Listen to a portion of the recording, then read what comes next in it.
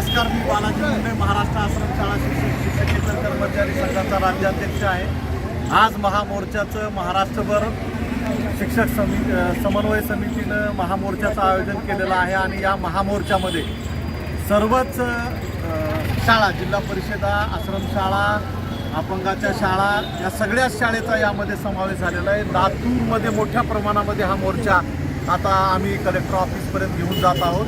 आमच्या प्रामुख्यानं आमच्या विभागाच्या मागण्या अतिशय क्लिष्ट करून ठेवलेल्या आहेत आणि त्या अनुषंगाने आम्ही सातत्यानं शासनाबरोबर झगडण्याचं काम गेल्या बऱ्याच दिवसापासून करत आहोत। आम्हाला भांडल्याशिवाय कुठलीही गोष्ट पदरामध्ये पडत नाही। त्यासाठी या मोर्चामध्ये आमचं एक विजन आहे की जे TETचा जो निर्णय शासनाने सर्वप्रथम आमच्यावर लादला तो अतिशय जाचक होता आणि म्हणून या जाचक निर्णयाच्या विरोधामध्ये याहीपूर्वी आम्ही मोठ्या प्रमाणामध्ये आंदोलन केलेलं होतं आणि या महामोर्चाच्या माध्यमातून सुद्धा आम्ही ते आंदोलन सध्या करत आहोत।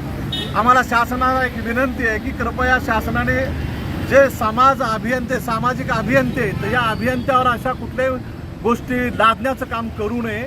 ज्या काही त्यांना अटी शर्ती आहेत त्या नोकरी लागण्याच्या पूर्वीच या सगळ्या अटी शर्ती त्यांनी लादून अशा पद्धतीची भरती करावं।